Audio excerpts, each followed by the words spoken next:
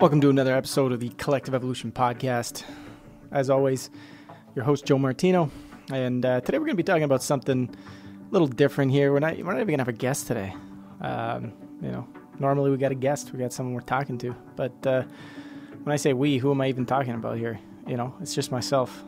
But that's going to get into what we're talking about today, which is who are we really? Who we truly are. What is that all about? What does that look like? It's such an interesting question because, when we start to look at who it is that we truly are, there are so many different ways we can look at it. And where we're going to go with this one today is we're going to go a little bit deep with it, right? We're going to start to explore, a lot of what's going on in the world right now, a lot of what's happening and how it's making us reflect on who we truly are and what we are beyond all of the things that we think we are. And this is where it's going to get a little bit interesting. But yeah, before we get into that, hopefully you've been enjoying this podcast. We've been doing it now for a little while. It's been a lot of fun. It's been good to bring in a new medium. For a long time we've been doing the videos, we've been doing articles and stuff like that. But people kept asking, have you done a podcast? Where's your podcast? And now we have one. So hopefully you're enjoying this. Love to hear your feedback on it. Any ratings or reviews you can leave us on iTunes. It's always appreciated. And I think I'm just going to get right into it. So who we truly are, that's what we're going to be talking about today. So if you've been following CE for a while, you've probably realized at this point, we talk a lot about a shift in consciousness. And, when it comes to the shift in consciousness, I've been exploring this personally. I first was introduced to this back in 2008 or 9, I believe it was, when I first ever heard of this idea of a shift in consciousness and what that meant and what that looked like. And, I kind of became pretty obsessed with the idea for a while because it was the first time life was, really starting to make sense since I was a kid. And, so many of the things that I saw and felt and heard and had said and had, kind of was really passionate about since I was a kid, were all beginning to make a lot of sense when I started to really explore this whole idea of a shift in consciousness. And I ended up making a film. I made 3 films total that touched on it, but I ended up making one whole film that was really just about exploring the whole idea of a shift in consciousness that's taking place across the planet, what that looks like. And for me, having already been doing collective evolution for about 4 years at the time of making the film, I knew that there was a lot of different things people needed to see, hear, and understand in order to really jive with this idea of the shift and what's happening. And we needed to look at it from an ancient knowledge point of view, right? So ancient cultures that we're talking about, this special time, so to speak, where things were really going to shift or change all at once. A lot of people talked about that, in and around 2012, we had to look at it scientifically. So we had to look at what's actually happening, within humans, within our universe, within our cosmos, that could suggest that there's something actually going on with a shift in consciousness. And then not only that, I really wanted to look at it by looking at the world as it is today and actually just looking at what do you actually see? What are you witnessing on a day-to-day basis in the world, on the news? What's going on out there? How does that reflect a potential shift in consciousness, right? And then the final thing was just looking at what a lot of people were talking about within the space of spirituality. There was so much talk of this awakening and these different things that were going on. And so I decided to look at it all, bring it all together, right? Obviously bring in a lot of, intuition and feelings and all that sort of stuff along the way, but bring it all together and make this film that became the Collective Evolution 3, The Shift, which, is available inside our members area if anybody wants to watch it. We had it out on YouTube for quite a while. You can still get access to it. I think I have to look where you could get access to it right now. I know you could join our members area and definitely get access to it there, but I don't think we have a ad running right now on our website where you can opt in to watch the film. So maybe I'll change that after this episode. We'll see what happens. But so the shift in consciousness, right? This became like my passion. This is what I was focused on, what I was doing for quite some time. The reason why I started Collective Evolution in the first place was because I really want to get this stuff out there. I was really excited about the idea that, okay, everything that I felt and saw as a kid, looking at the education system, that was my major awakening point, right? Like being in education, elementary school, high school, and then even dabbling in college, like I always, since, grade 6, I was talking about how I felt like it was brainwash. I felt like we were learning things that were just limiting our point of view, that were limiting what we were capable of. And I would talk about this stuff. And in elementary school, like, my friends thought I was like bananas, right? I mean, there's still lots of people who still probably think I'm bananas today. Bananas are great things, though. I love putting in smoothies. But the point is that, at a really young age, I remember feeling this so distinctly, so clearly within myself.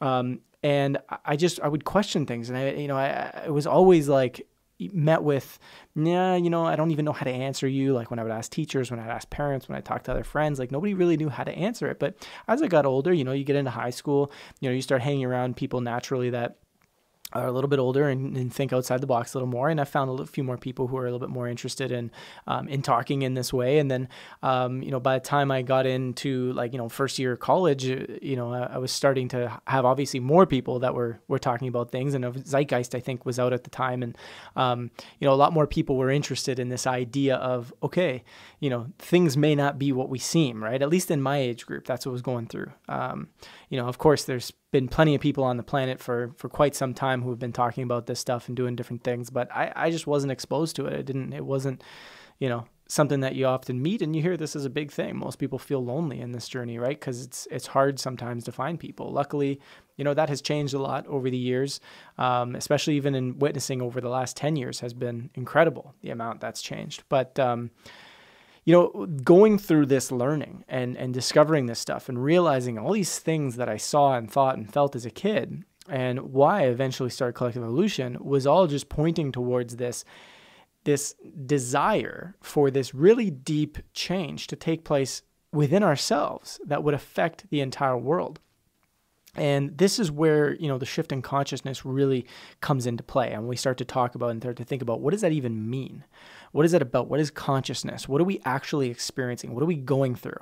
And I have to preface all of that as we begin to get into this discussion of, who are we really? Because so much of who are we really is, dives into this idea of a shift in consciousness, questioning these things and really looking at what this means on a practical everyday level. Because, a lot of times we can talk about these philosophical ideas, but it might be difficult to think about how that relates to our everyday life and what does that mean? What do we do from here? How, what do we do for work? What do we do for society? What does that actually look like? What's going to happen in our world? And, I've felt this out and meditated on this a number of times and talked to different people all over the place about this subject. And we're going to dive into today kind of like really looking at the idea of how we get caught up. I have pulled together essentially a number of different things that I feel and I've witnessed that we get caught up in, even within the world of people who are quite open and aware and are questioning a lot of things. There are a few areas that I find we still get caught up in when we start going through this stuff. And the purpose of this podcast here is just to kind of like remind us to keep questioning, keep really expanding our consciousness beyond the things that we think we are. And I think one of those things that I want to talk about right now, which is so big in the United States in particular. I mean, obviously it touches every area of the world, but in particular in the United States, I've always been amazed. I'm from Canada. I live in Toronto, and Canada, people aren't as like politically, I guess you can say, overly passionate. People are interested. They go, they vote, they do their thing, but like, it's very, very different in the U.S. And I've been exposed to this a number of times, spent a ton of time in the U.S., talked to a lot of different people. My wife's American, so it's interesting to kind of sometimes see that.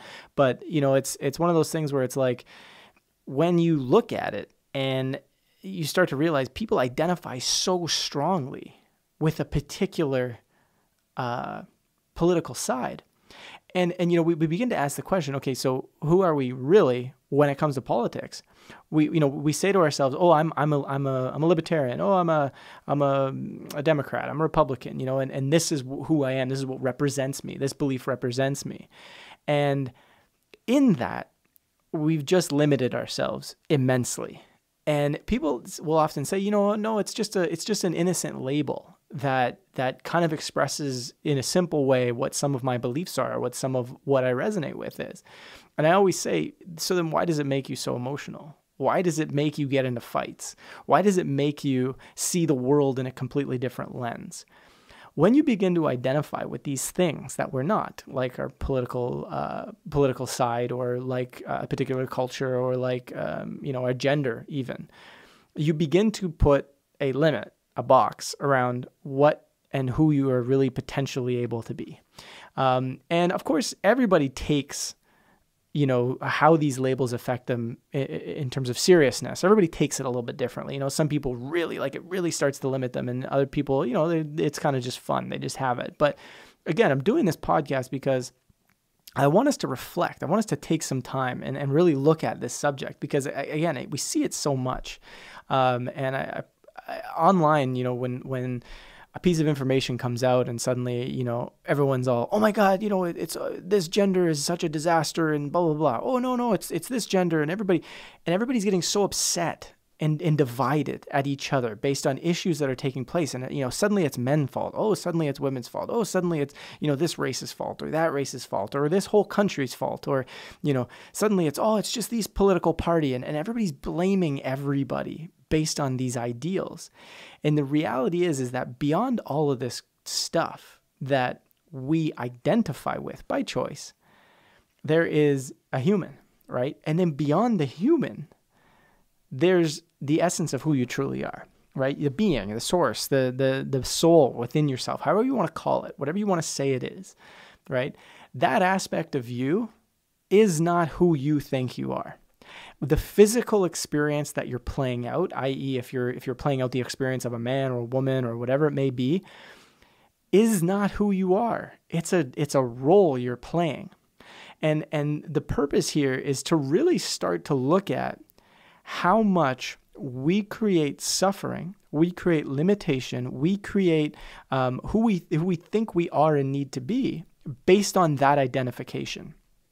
Right? And you can start to reflect on this in your everyday life. And again, it's like when we talk about the shift in consciousness that's going on, that is why we need to reflect on this, because we're actually being challenged to reflect on this, right?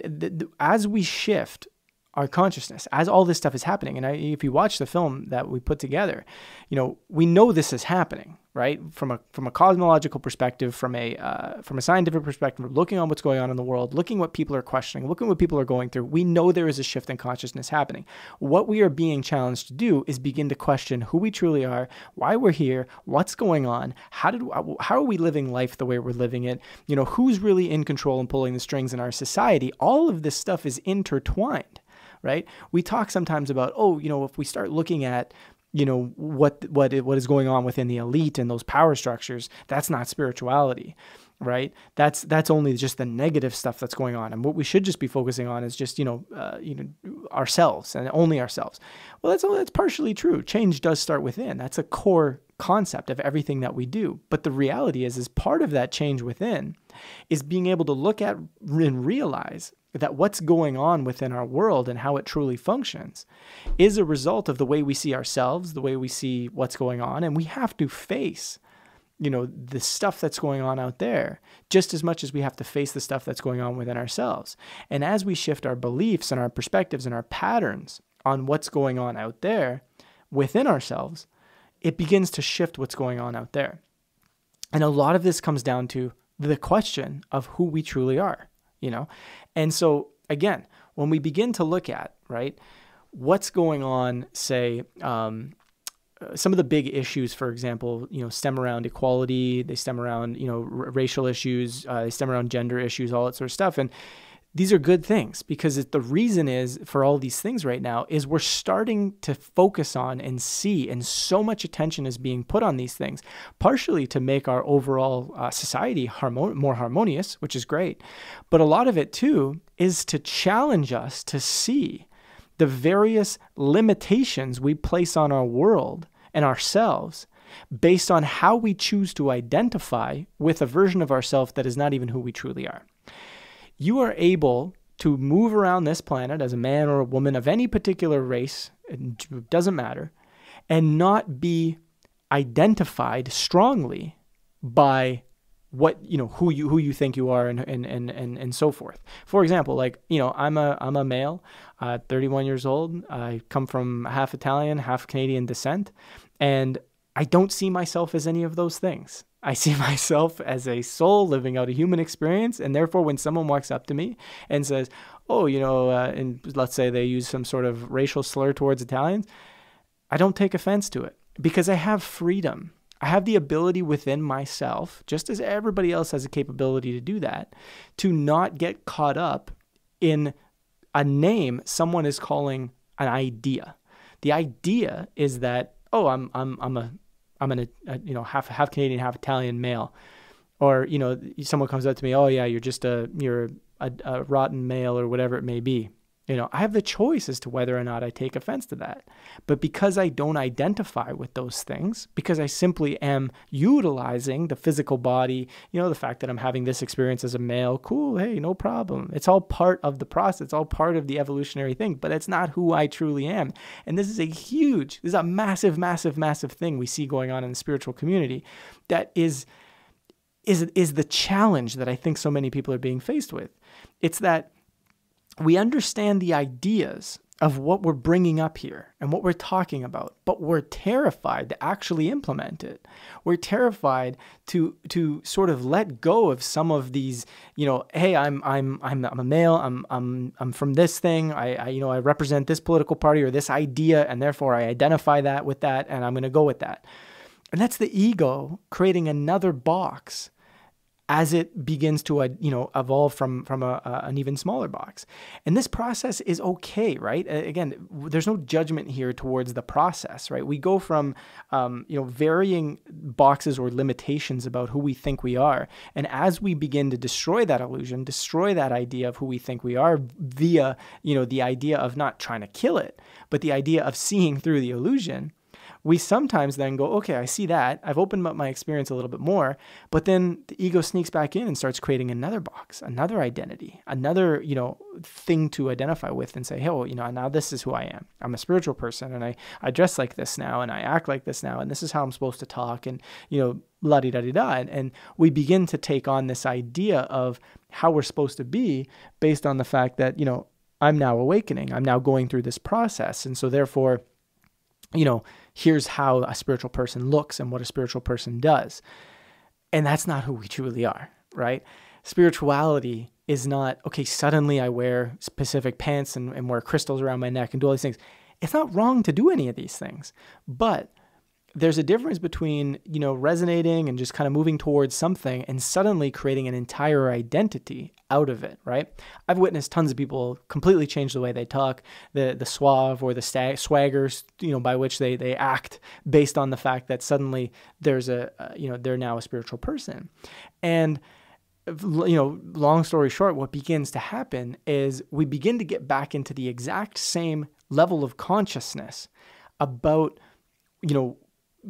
identifying with something, having limitations around something, now getting offended based on the fact that someone might say something about spiritual people. Like, so we've now gone from a specific identity, and then to a different identity. So now when someone makes fun of that new identity, we get upset because we identify with it. And that process just kind of keeps going more and more and more and more, because we continue to agree and set up the limitation of who we think we are based on what we choose to identify with.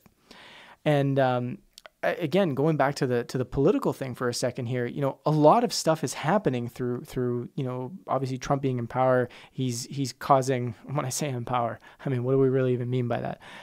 But he's causing a lot of stirs within collective consciousness because he's doing things that are open, that are transparent, that are honest. Not to say that everything he's doing is great. I'm not saying that at all. What we're saying, though, is that guy doesn't hide anything. He just comes out and says what he wants to say.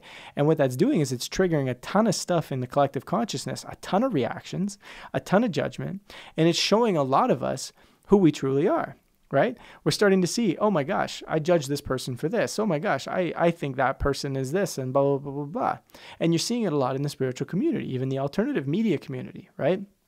Suddenly, everyone's ideas and beliefs and this, blah, blah, blah, all this stuff comes forth, and we have all these feelings and we have all these ideas because it begins to challenge aspects of our identity. right? And the point here is to observe, right? When we get into this space of judgment or this space of idea about, does he represent Republicans? Does he represent Democrats? Does he represent whatever it may be, right? And we get into this politically charged ideal one way or another, we are limiting who we truly are by that, right? I'm part of a group, the Evolutionary Leaders Council, and I'm not going to name names per se of what happened in this particular scenario, but I'm going to share the journey because I thought it was very interesting to observe. It was election time back in 2016, and there's a number of figures in the Evolutionary Leaders Council that are pretty notable figures, authors and so forth. Like their faces, you know who they are if you saw them.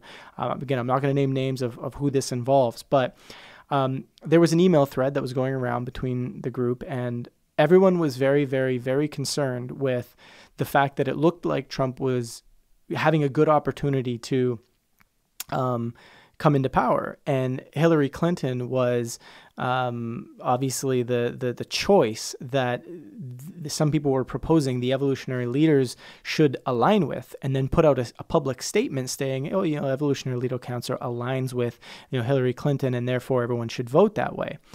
And I kind of observed the first 4 or 5 emails that were exchanged back and forth before I decided to jump in, and I was a little bit, I guess, taken aback by the fact that, in many cases, again, from a spiritual community and outside the box thinking community perspective, I was kind of surprised. I wasn't expecting to see such a strong identification and lack of knowledge, if you will, on how the world even really functions, but such a strong identification with a political party or with choosing to do something, especially given the fact that, obviously, if you've been following, you probably know who Hillary Clinton really is, what she represents, what's going on. And she's not a person that, I think anybody living from their heart would really want to get behind. But it's this idea that we choose to align and identify with someone or something as if it represents who we truly are, when in reality, it becomes this really big limitation. And when I brought forth this idea that, I didn't feel that the council should align with Hillary Clinton, and I laid out a number of different reasons, including the fact that, obviously she is who she is, and I, put reference to a ton of WikiLeaks articles and so forth that we had published here on Collective Evolution. But I also referenced the idea of, what are we really doing here as an Evolutionary Leaders Council in saying that we support this political process, which is so obviously broken and so obviously corrupt and so obviously controlled by a deep state? What are we doing? Why are we doing this, right? And it went back to this very idea that within the spiritual community, there's an identification with being pure and being positive and being whatever it may be, and therefore you can't touch any of this quote unquote conspiracy stuff. You can't touch any of this, that's all just like negative mumbo jumbo, right? And just that limitation alone in that identity, in trying to be careful not to hurt our image and our ego of who people perceive us to be, just that limitation begins to limit the entire audience of who these authors are and who these video and content creators and all these people are. Now their audience is only seeing them as this limited point of view of, we're just going to play in this small little box because we're too afraid to come out and say, this is what's going on in the world. And this is, the corruption that exists. And no, it's not negative to look at these things and to talk about these things, right? And so in a very real sense, we're seeing how, this identification with spirituality and who I'm supposed to be and my brand and my identity and all these sorts of things are now limiting how it is that we express who we truly are. And that is a very, very interesting observation that I made, within that experience that allowed me to see, okay, hey, this message of really living by who we truly are is such an important thing if we want things to shift, because if we're choosing to say, okay, you know what, we're going to take this shift in consciousness journey and we're going to still identify with, all these different things we want to be. Hey, we want to, I'm a libertarian, or I'm a Democrat, I'm a Republican. Oh, and not only that, but I believe that we have to be like this. And I'm a man, so I have to dress like this and act like this, and I have to treat people like this. And I'm a woman, so I need to act like this and do whatever, blah, blah, blah. And then you start adding, I'm from this culture, so I have to do things this way. And I have these beliefs and these morals and these values, so I have to live by this. And anytime something comes and challenges that, I have to get upset or turn the other way or do whatever I need to do. And all of this stuff is of the mind. It's ideas that come from, just stories that we tell ourselves. And we limit ourselves by these stories. We hold ourselves back by these stories. And the reality of the chaos that is taking place on the planet is a result of two things. One, the fact that we are being pushed to see all of these stories so intensely, so immensely, so that we can't avoid looking at them. But at the same time, the chaos is there because we identify with the stories so hard that anytime now someone does something that doesn't align with the story, doesn't align with what we believe or what we identify with, or what, who it is that we truly are, we begin to freak out, because the ego is growing thinner and thinner and thinner in its hold. And so we're losing more and more and more of our sanity, if you will, and becoming more edgy, more upset, more this, more that. You probably noticed that a ton in the world lately, right? People are getting a lot more agitated. They're getting a lot more, hey, this, I'm fighting for this, and I'm fighting for that, and I'm fighting. And it's all fighting, right? Fighting. You don't need to fight, because there's nothing to fight. You just let go, right? Yes, there are things in our society that we need to bring attention to and awareness to and change. But in order to change it, that change has to start within ourselves. And when we come to a state of peace about the things that it is that we're working towards, it begins to make the external world a hell of a lot less resistant to what it is we're bringing forth. If there is so much resistance, it's matching the fight we are bringing forth to it. So as we bring forth this fight about all of the stuff that's going on, we're met with all of the triggering of the fight that's going on within the opposite side. And it just keeps going back and forth because it's matching the energy. When we're at a state of peace and you bring forth that idea, it's a hell of a lot harder to fight. You might have some petty resistance and so forth that takes place, but with the peace, people begin to see through it and go, oh, wait a minute. Why is that person so agitated and freaking out and this person's so calm? There must be something going on. This person must be trying to hide something while this person is pretty much just, hey, I got nothing to hide. It's all here. And then things begin to shift, right? And again, this just comes down to how we identify, right? We take a position in our mind.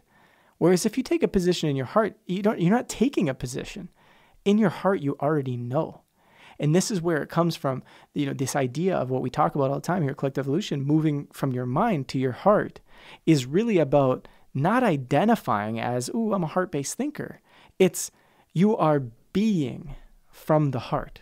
You are being from that space. And when you live true and authentic to that reality and to that space within yourself, there is no more having to identify with ideas, with morals, with certain things, because you are being from the true space of who you truly are.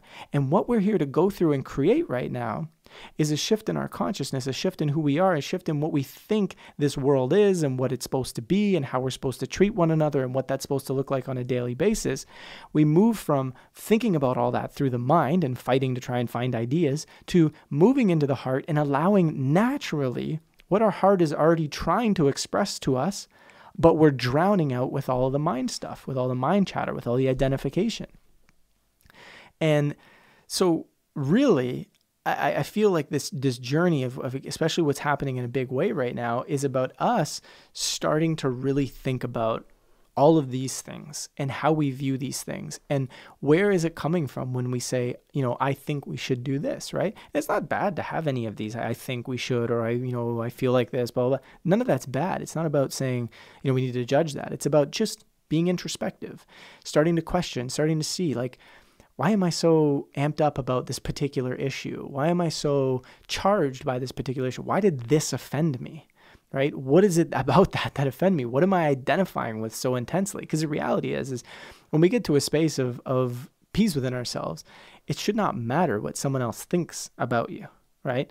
There's a film where we're co-producing right now about David Icke, and it's a profile piece on David Icke. It's called Renegade.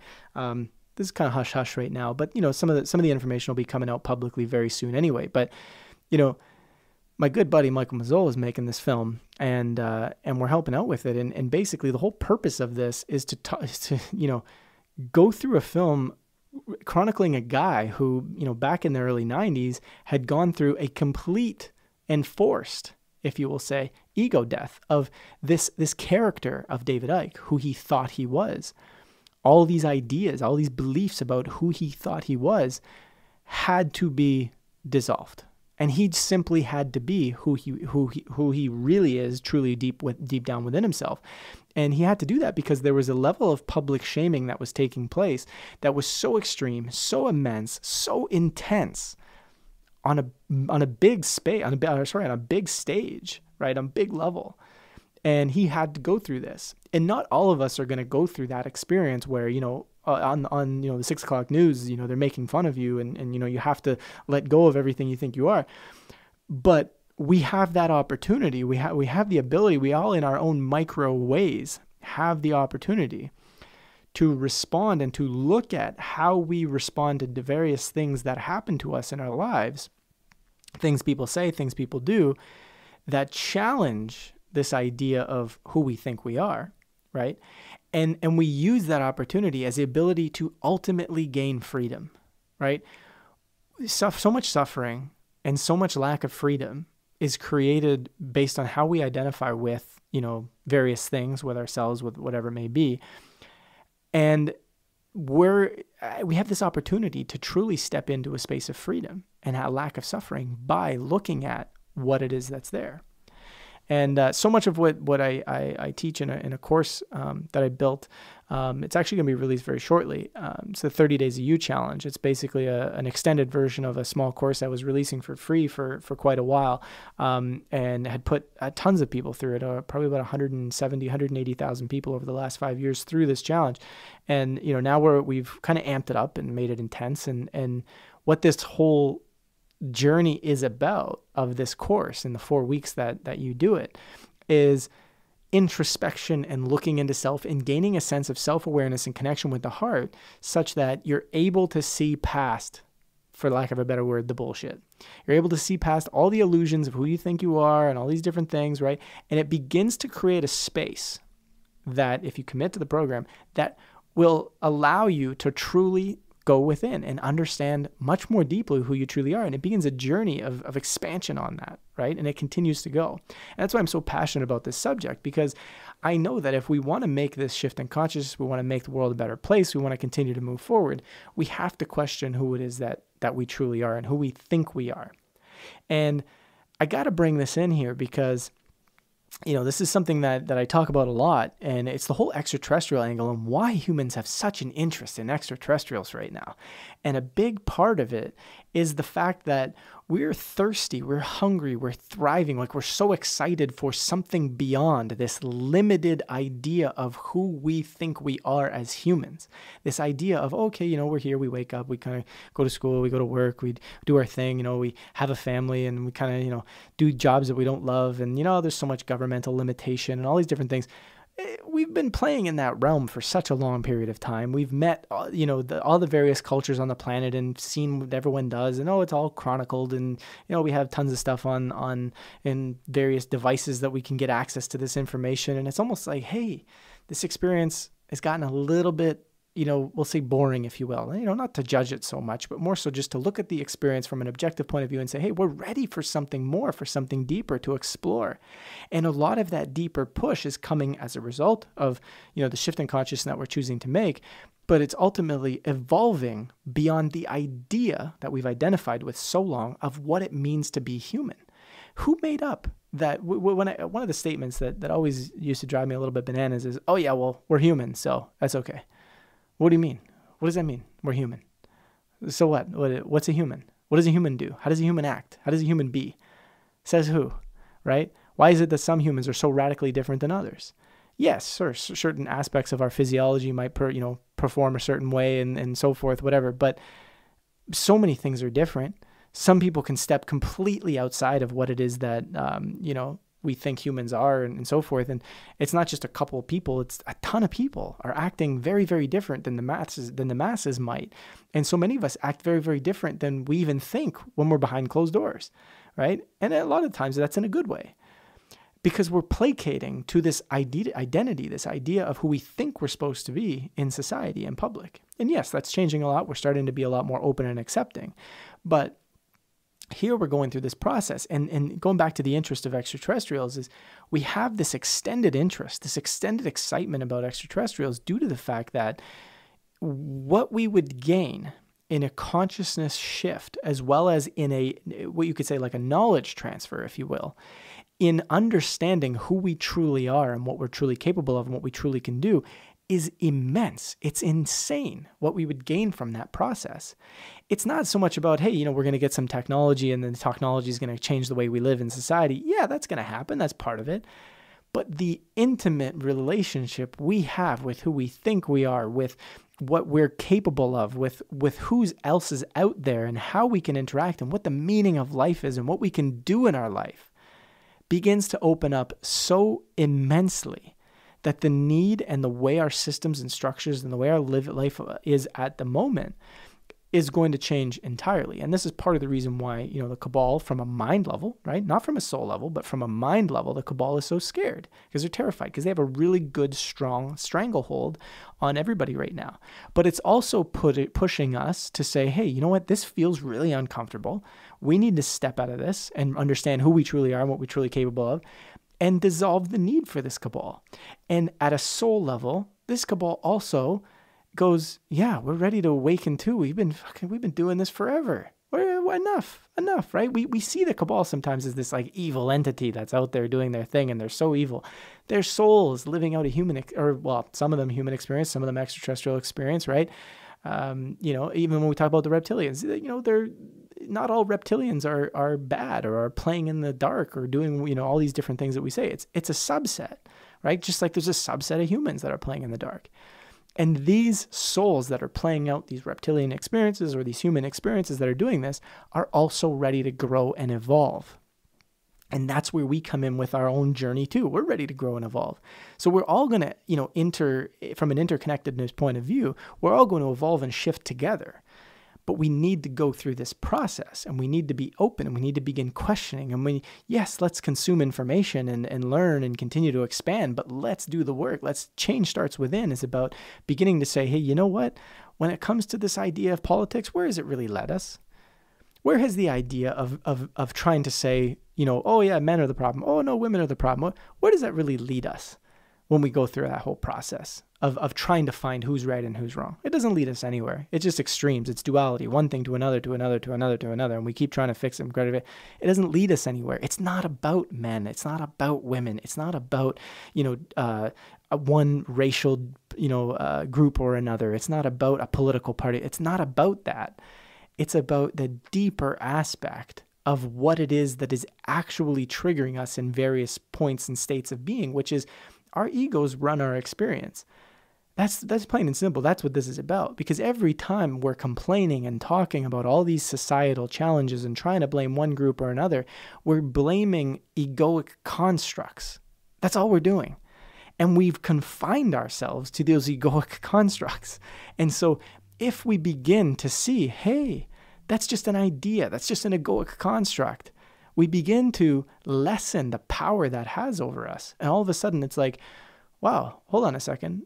You mean I have the freedom to see outside of that egoic construct and actually be outside of that egoic construct? Great. Now all of a sudden you're living closer to your heart. You start living through your heart. And now all of a sudden it's like, oh, wow, I have the freedom to go in this complete other direction, because no longer am I bound by this egoic construct that I made up of who I think I am and what I'm supposed to be and how I'm supposed to believe and how I'm supposed to act. And that's why we need to understand who we truly are as beings, as souls, beyond the mind, beyond the identification, beyond all these things that we so strongly adhere to. because it's not who we truly are. And I know that can be scary at first to really think about those things and to be like, oh my gosh, I may not know who I am. Great. That's a good start for us to go through that journey, right? And there's tons of support out there. There are a ton of people who have also been through this journey, who are going through this journey, who are going to be able to, talk with us through this journey. No one's alone in this, right? Because you also have yourself. If you begin to go through this process and you say, hey, you know what? I want to connect to my higher self. I want to connect to the deeper aspect of who I truly am and allow that to guide me, allow that to journey me. And you be open and you give yourself permission to allow that to happen. And you do it with fun and you do it with a sense of joy, like a childlike mentality. It will unfold exactly as it needs to in a beautiful fashion. And it won't be this scary, lonely, crazy place, because we identify with that too. Sometimes we identify so strongly that this awakening spiritual journey is so hard that guess what?